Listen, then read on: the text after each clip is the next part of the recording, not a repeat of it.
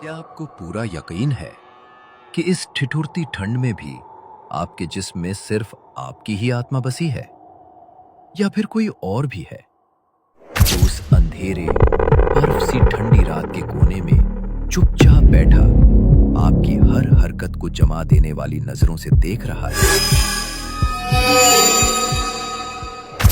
सोचिए, अगर वो परछाइयां एक नहीं, दो नहीं, बल्कि कई हों, तो आप कैसे पहचानेंगे कि कौन सी सांस आपकी है और कौन सी ठंडी आह किसी और की?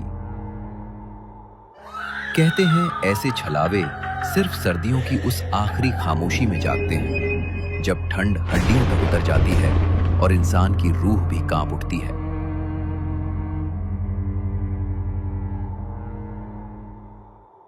उस रात ठंड अपने चरम पर थी। बर्फ सी हवाएं गांव की गलियों से सिसकियां भरती हुई गुजर रही थीं। आसमान काले घने बादलों से इस कदर ढका था कि चांद और तारों का वजूद तक कहीं खो गया था। चारों ओर बस ठंड की सिहरन थी और जमीन पर पसरी वो मौत सी खामोशी, जिसमें हर सांस किसी अनदेखी मौजूदगी का एहसास करा रही थी। सर्द हवा की चुभन अब सिर्फ तन तक सीमित नहीं थी, वो धीरे धीरे इंसानों के दिलों में उतर रही थी। इस गांव के एक सुनसान पगडंडी पर दो परछाइयां आगे की ओर बढ़ रही थीं, जिन्हें शायद अंदाजा भी नहीं था कि आज की ये ठंडी रात उनकी जिंदगी की सबसे लंबी रात बनने वाली है। देख सुदामा, आज की ठंड कुछ ज्यादा ही हद पार कर गई है। ऐसा लग रहा है जैसे हवा नहीं, बर्फ के नुकीले टुकड़े बदन से टकरा रहे हो। पैरों में जैसे जान ही नहीं बची। घर से निकलते वक्त सोचा था 2 मिनट में काम निपटा के लौट आऊंगा, पर अब तो रास्ता ही खत्म होने का नाम नहीं ले रहा। ऊपर से ये सन्नाटा, न कोई आदमी न कोई जानवर, बस अपनी और तेरी सांसों की आवाज सुनाई दे रही है। सच कह रहा है मोहन, आज की ठंड साधारण ठंड नहीं लग रही।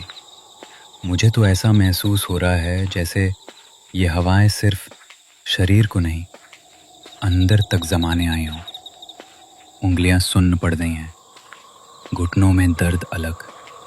और सबसे अजीब बात यह है कि आज चलते हुए मन बार बार पीछे देखने को कर रहा है, जैसे कोई बिना आवाज के हमारे बराबर बराबर चल रहा हो, बस दिख नहीं रहा।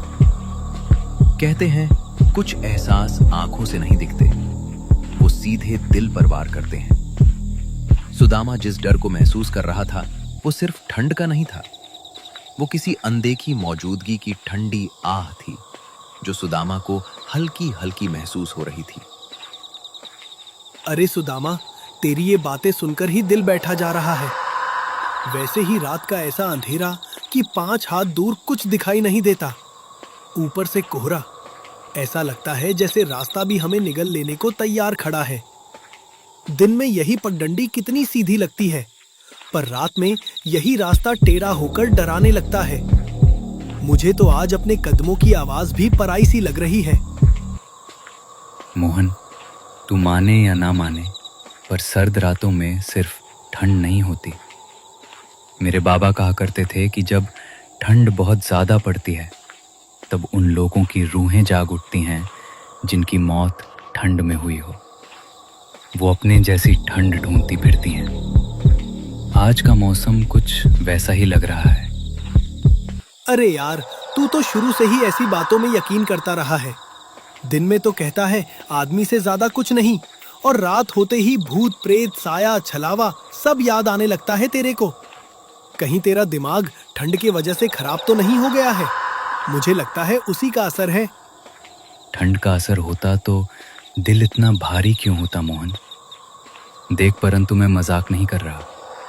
आज चलते हुए कई बार ऐसा लगा जैसे किसी की ठंडी सांस मेरी गर्दन के पास से गुजरी हो।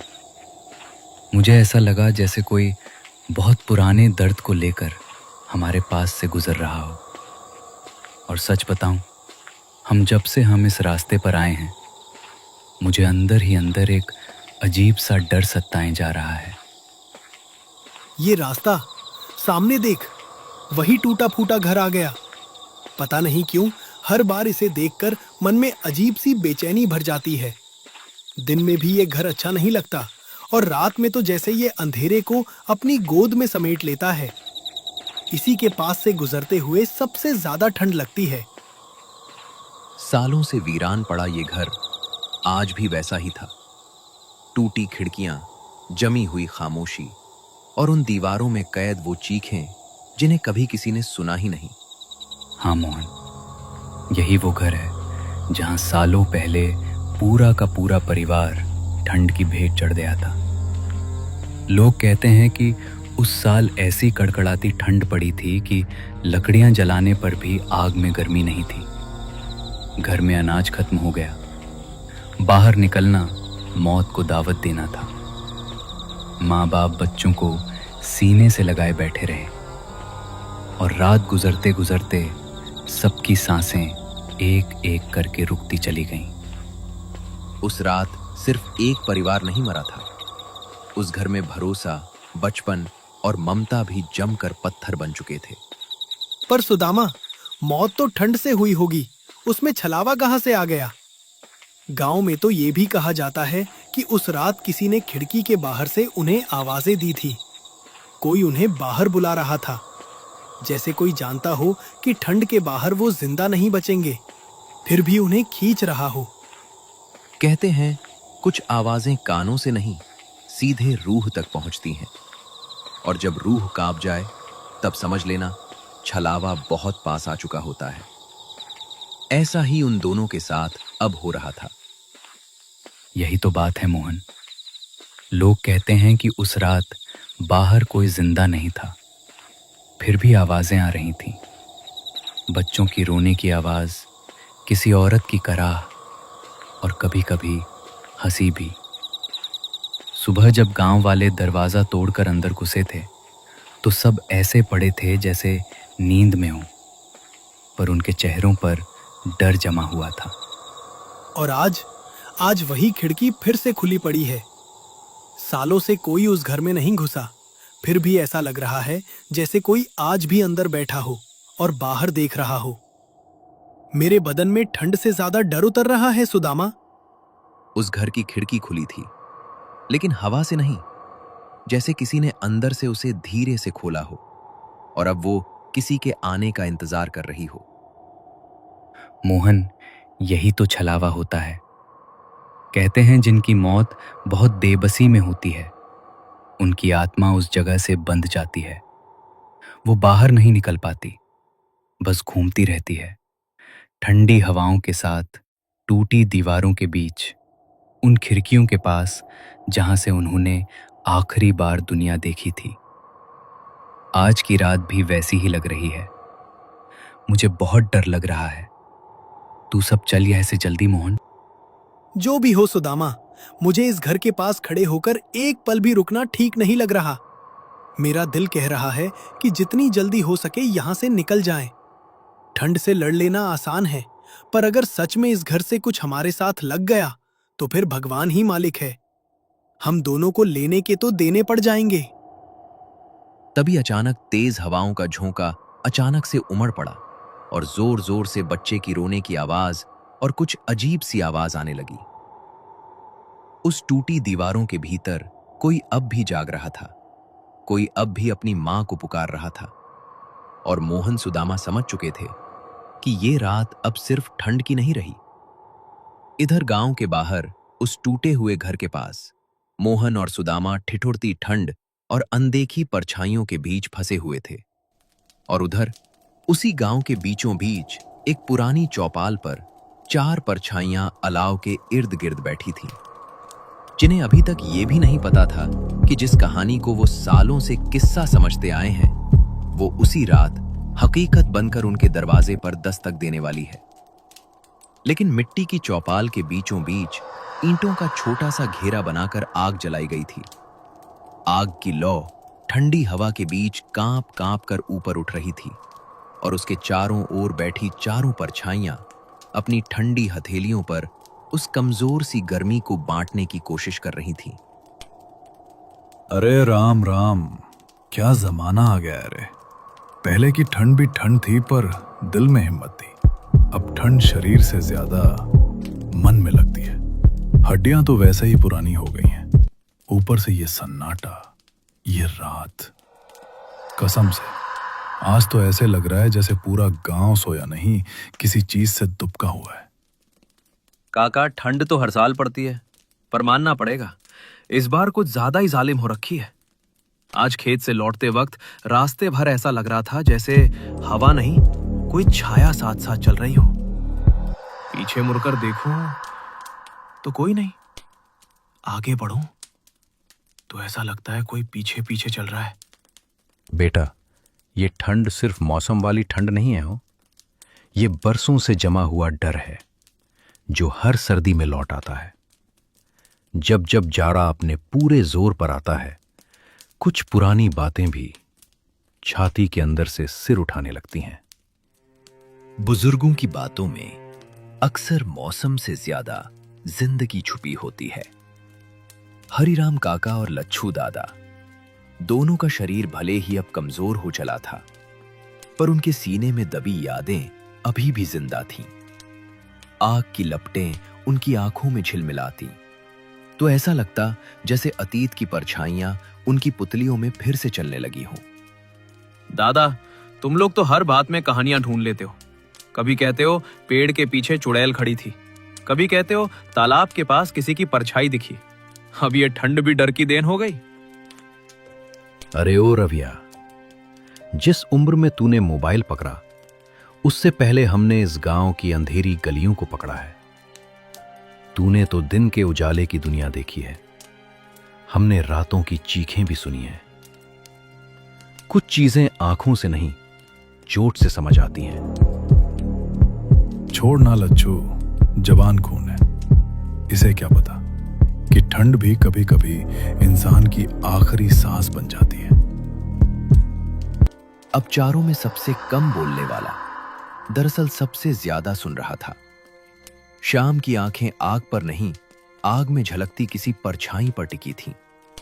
कभी कभी जो लोग सबसे कम बोलते हैं, उनके दिल में सबसे ज्यादा कहानियां दबी होती हैं। अच्छा काका, एक बात बताओ, ये जो गांव के बाहर टूटा फूटा घर है ना, जिसके पास से रात में कोई नहीं गुजरता, सच सच बताना, वही वाली कहानी के चक्कर में बोल रहे हो क्या? अब ये सुनते ही आग के पास एक पल को सन्नाटा सा छा जाता है। लच्छू दादा की आंखें हल्की सिकुड़ जाती हैं। हरिराम काका की उंगलियां अंगारे के करीब रुक जाती हैं और शाम की पलकें एक बार झटके से ऊपर उठकर रवि की ओर देखती हैं, फिर तुरंत नीचे झुक जाती हैं। कहते कभी कभी एक नाम लेना किसी पुराने जख्म को फिर से ताजा कर देता है। उस टूटे हुए घर का जिक्र मानो चौपाल की आग में अचानक कुछ बर्फ सी गिर गई हो। कौन सा घर? वही ना, पीपल के आगे, कच्ची मेड़ के पार, जो अब बस दीवारों के साए से भर गए हैं। तुझे क्या करना उस घर के बारे में जानकर रे रविया? जितना कम जानो उतना अच्छा है। कुछ बातें जानने के बाद चैन से जीने नहीं देती। दादा, आप लोग हर बार यही बोलते हो, मत पूछो, मत जानो, पर ये भी तो सोचो, हम लोग भी इसी गांव में रहते हैं। जब भी रात में उधर से हवा आती है ना, ऐसा लगता है जैसे कोई सिसक रहा हो। कभी कभी तो मैं अपने ही घर के आंगन में खड़ा होकर डर जाता हूं। अगर सच में कुछ था तो हमें जानने का हक नहीं? ठीक है, सुन ही ले आज, लेकिन याद रखना रवि, कुछ कहानियां सुनने की कीमत रातों की नींद से चुकानी पड़ती है। अब हरिराम काका की आंखों में आग की परछाई नहीं, अतीत की तस्वीरें झिलमिला रही थीं। वो तस्वीरें जो शायद वो खुद भी दोबारा नहीं देखना चाहते थे, पर आज इस सर्द रात ने उन्हें मजबूर कर दिया था। वो बात बताने पे बहुत बरसों पहले की बात है, इतनी पुरानी कि तू तब पैदा भी नहीं हुआ था मेरे रविया। वो घर आज बस एक ढहता हुआ साया है, पर कभी उसी में पूरी एक दुनिया धड़कती थी। दीवारों में हंसी के निशान थे, आंगन में बच्चों की खिलखिलाहट गूंजती थी, और शाम होते ही चिमनी की मध्यम लौ के नीचे एक मां की धीमी सी लोरी तैर जाती थी हवा में।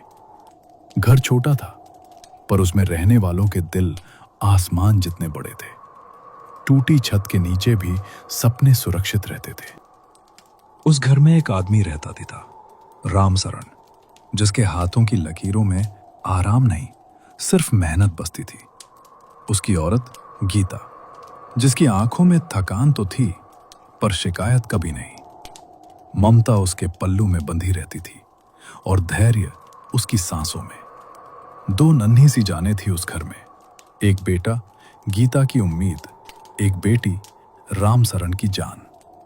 गरीबी थी, पर ऐसी कि रोटी कम होती थी, मगर रिश्तों में कभी कमी नहीं होती थी। रामसरण खेतों में अपनी पीठ नहीं, अपनी जिंदगी झुकाकर हल चलाता था। धूप उसके चेहरे को जलाती थी, ताकि शाम को बच्चों के चेहरे पर मुस्कान बची रह सके।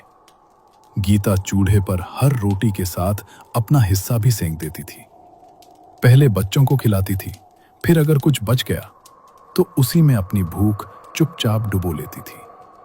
और जब जाड़े की बेरहम ठंड दस्तक देती थी, तो दोनों मिलकर घर को नहीं, अपने बच्चों को बचाते थे। खिड़कियों पर फटी हुई बोरियां ठोंक दी जाती, दीवारों के घावों में पुरानी रजाइयां ठूंस दी जाती, ताकि ठंड अंदर घुसकर उन मासूम जिस्मों को ना छू पाए। जितनी गर्मी जमा कर सकते थे, उतनी अपने बच्चों के लिए सांसों की तरह सहेज कर रखते थे। खुद कांपते थे, पर अपने बच्चों को कांपता देखना उनके बस की बात नहीं थी। अब आग की लपटें अब स्थिर नहीं थीं। कभी ऊंची उठती, कभी अचानक छोटी पड़ जाती, मानो वो भी इस कहानी के साथ सांस ले रही हों। शाम की उंगलियां खाट के कोने को कस कर जकड़े थीं, पर उसका चेहरा अभी भी चुप्पी की चादर में लिपटा था। तो फिर ऐसा क्या हुआ कि पूरा परिवार? उस साल की ठंड कुछ अलग ही थी रविया। जैसे जाड़ा नहीं, किसी की बद्दुआ उतर आई हो धरती पर। बरसात रूठ गई थी। आसमान से पानी नहीं, बस सूखी आहें गिरती थी। फसल आती नहीं। रामसरण की उम्मीदों के साथ पूरी की पूरी सूख गई थी। खेत सूने थे, हथेलियां खाली रह गई थी। जहां कभी रोज की मजदूरी मिलती थी, वहां अब सिर्फ इंतजार बचा था। रामसरण की मेहनत बेरोजगार हो चुकी थी, और घर के चूल्हे की सांस धीरे धीरे घुटने लगी थी। घर में अनाज के दाने कम होते जा रहे थे, और ठंड हर रात कुछ ज्यादा ही नुकीली होकर उतरती थी। रातें लंबी नहीं थी, गीता की भूख से भी लंबी हो चुकी थी। कई कई रातें ऐसी गुजरी जब गीता ने अपने हिस्से की रोटी चुपचाप बच्चों की थाली में रख दी, फिर खाली पेट लेट गई। या यूं कहूं, लेट तो गई, पर सोई कहां। आंखें छत से चिपकी रहती थी, जैसे किस्मत से कोई जवाब टपक पड़ेगा। और मन हर पल उसी सवाल में उलझा रहता था, कल मेरे बच्चों को क्या खिलाऊंगी? काका, गरीबी सजा है या इम्तिहान, समझ नहीं आता। जिसके पास होती है ना बेटा, उसके लिए दोनों है। चौपाल पर बैठी आग अब सिर्फ ठंड काटने का जरिया नहीं रह गई थी। वो जैसे गरीबी, लाचारी और अधूरी नींदों की गवाही दे रही थी। रवि के चेहरे पर पहली बार मजाक की जगह दर्द ने जगह बना ली थी। धीरे धीरे घर में लकड़ियां भी कम पड़ने लगी। कभी पेड़ से सूखी टहनियां मिल जाती, कभी नहीं। एक शाम तो ऐसा आया कि रामसरण खाली हाथ लौट आया। आसमान में बादल थे, हवा में सिहरन थी, और घर के अंदर दो जोड़ी आंखें दरवाजे पर टिकी थी। रामसरण ने अंदर आकर गीता की तरफ देखा। कुछ कह नहीं पाया। गीता ने भी कुछ पूछा नहीं, बस चुपचाप उठी और बच्चों को अपनी गोद में समेट लिया। उस रात खिड़की के कोने में एक पुरानी फटी बोरी लटक रही थी। ठंडी हवा उस छेद से घर के भीतर घुसकर सारे कमरों में फैल रही थी। गीता के होठ नीले पड़ने लगे। बच्चे सिमटकर उसके सीने से चिपक गए। पर ये तो ठंड की बात हुई, छलावा कहां से आया फिर? बेटा, ठंड जहां रुकती है ना, वहीं से छलावे की शुरुआत होती है। कहते हैं कभी कभी इंसान की मजबूरी उसके घर के दरवाजे पर नहीं, उसकी रूह के दरवाजे पर दस्तक देती है। और जब रूह थक जाती है तो जो जगह बचती है उसको छलावा भर देता है। उस रात कोई भी नहीं सो पाया होगा उस घर में। पर कहते हैं ना, जिसे नींद नहीं आती वो सपनों से नहीं बच सकता। राम सरन को ऐसा लगा जैसे किसी ने खिड़की के बाहर से धीमी आवाज में उसे पुकारा हो। फिर राम सरन, वो चौंक कर उठ बैठा। गीता ने पूछा भी, किसकी आवाज थी? पर उसने हंसकर टाल दिया, कहा भ्रम होगा। पर आहट वहीं नहीं रुकी। कुछ देर बाद फिर वही आवाज, इस बार बच्चों के नाम लेकर। दरवाजे के उस पार कोई था या नहीं, कोई नहीं जानता। पर अंदर बैठे लोगों की धड़कनें जरूर तेज हो गई थी। किसकी आवाज थी काका? क्या किसी ने देखा? देखा नहीं बेटा, पर महसूस सबने किया। सुबह जब गांव वाले कई बार आवाज देने के बाद भी घर से कोई जवाब न मिलने पर दरवाजा तोड़कर अंदर घुसे, तो सब ऐसे पड़े थे जैसे गहरी नींद में हो। गीता की बाहों में बच्चे जमे हुए थे। राम सरन जमीन पर ठंडी आंखों से छत देख रहा था। पर सबकी आंखों में एक ही सवाल जमा हुआ था, आखिर रात को तुम्हें किसने बुलाया था? कहते हैं उस सुबह घर के अंदर ठंड से ज्यादा खामोशी जमी हुई थी। और ये खामोशी आज तक उस टूटे हुए घर की दीवारों से चिपकी हुई है। हर जाड़े में वो फिर से सांस लेना शुरू कर देती है। तो काका, जो लोग कहते हैं कि आज भी उस घर से बच्चों के रोने की आवाज आती है, क्या वो सच है? क्या वो मां आज भी अपने बच्चों को ढूंढ रही है? काका, कहानी तो यही कहती है, और कहानी किसने गढ़ी ये कोई नहीं जानता। पर जिसने पहली बार सुनाई उसकी आंखें भीगी हुई थीं। कुछ लोग कहते हैं रात में वहां से गुजरो तो बासी रोटी की गंध आती है, जैसे कोई अपने बच्चों के लिए आखिरी बचा हुआ टुकड़ा छुपा रहा हो। कुछ कहते हैं खिड़की के पीछे किसी की परछाई दिखती है, गोद में 2 साए लिए हुए। और कुछ सिर्फ इतना कहते हैं कि वहां से गुजरते समय सांस अपनी नहीं लगती, जैसे किसी और की ठंडी आह हमारे सीने से होकर गुजर रही हो। डर हमेशा दहाड़ता नहीं, कभी कभी वो बस एक लंबी ठंडी सांस बनकर हमारे कानों के पास से गुजर जाता है, और हम सोचते रह जाते हैं ये हवा थी या किसी अधूरी कहानी की आखिरी सिसकी। काका, अगर इतना सब हुआ था तो गांव वालों ने कभी कुछ किया नहीं? कोई दिया नहीं जलाया, कोई पूजा नहीं करवाई उनकी ठंड कम करने के लिए? किया बेटा, बहुत कुछ किया। किसी पंडित को बुलाया, किसी ओझा को, किसी फकीर को, दुआएं भी पढ़वाई, मंत्र भी बंधवाए। पर कुछ जख्म ऐसे होते हैं जिन्हें शब्द नहीं भर पाते। वो सिर्फ दिल की सच्ची पश्चाताप से भरते हैं। और पश्चाताप इस गांव ने आज तक पूरा किया ही कहा है। मतलब काका, क्या कह रहे हो तुम? कहानी यहीं से सिर्फ डर की नहीं रहती, यहां से गुनाह और ग्लानि की गंध भी हवा में घुलने लगती है। मतलब ये रवि कि ठंड ने उन्हें मारा था, ये आधा सच है। दूसरा आधा सच इस गांव की चुप्पी से जुड़ा है। बहुत से लोग जानते थे कि राम सरन के घर में अनाज खत्म हो चुका है, लकड़ियां नहीं रहीं, बच्चे ठंड में सिमट रहे हैं, पर किसी ने भी अपने घर की रोटी का टुकड़ा या चूल्हे की गर्मी उन तक नहीं पहुंचाई। मतलब हमारे गांव ने खुद ही उन्हें मरने दिया?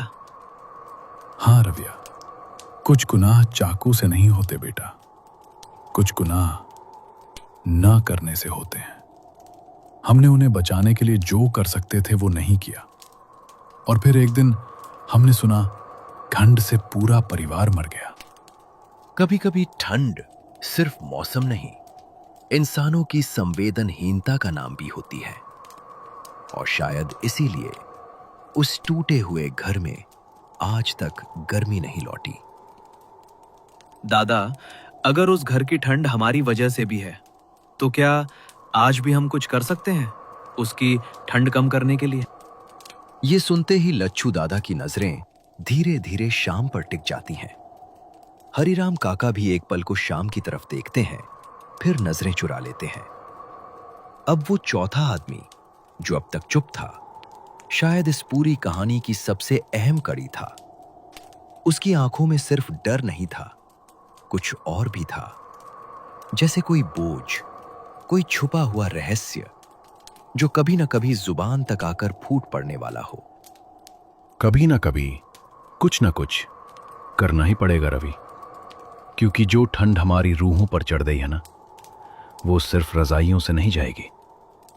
दादा इतना बोले ही थे कि हवा अचानक तेज हो गई और इधर गांव की चौपाल में पुराने गुनाहों की राख कुरेदी जा रही थी।